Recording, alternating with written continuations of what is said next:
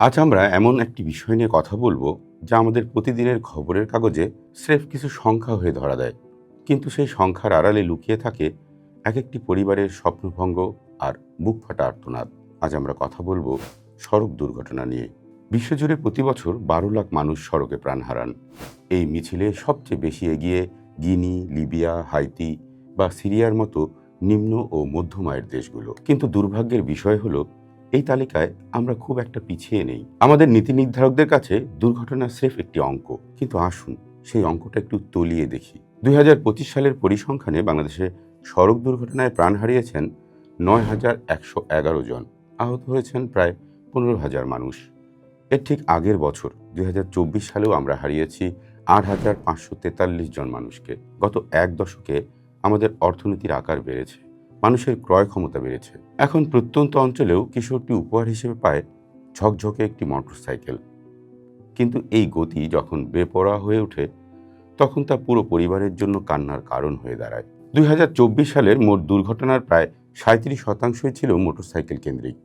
এই তরুণ তুর্কিদের দুরন্ত গতির খেসারত দিতে হয় রাজধানীর পঙ্গু হাসপাতালের করিডোরে, যেখানে অজান্তেই সজল চোখে মুছে যায় কোনো নববধূর চোখের কাজল, অথবা কোনো মায়ের কোল খালি হয় চিরতরে। গবেষণা বলছে 2015 থেকে 2023 সাল, এই 9 বছরে বাংলাদেশে সড়ক দুর্ঘটনায় মারা গেছেন প্রায় 70,000 মানুষ।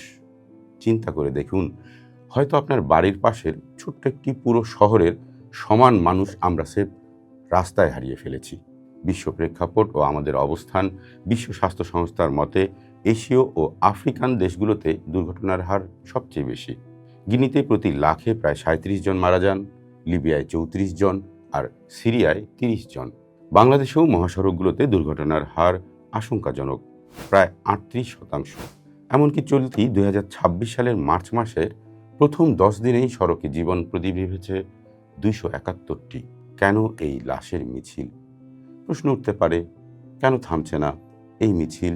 এর কারণগুলো আমাদের চেনা: চালকদের বেপরোয়া মনোভাব ও ট্রাফিক আইন অমান্য করা, সড়কে চলা ত্রুটিপূর্ণ যানবাহন, দুর্বল অবকাঠামো এবং অতিরিক্ত গতি, এবং সবচেয়ে বড় কারণ আমাদের অসচেতনতা। সড়কের একটি দুর্ঘটনা স্রেফ একটি পরিসংখ্যান নয়, এটি একটি সাজানো পরিবারের আমৃত্যু সুখ, দুঃখ আর হাসি কান্নাকে সমান্তরালে বয়ে নেওয়া এক দুর্বিষহ বোঝা।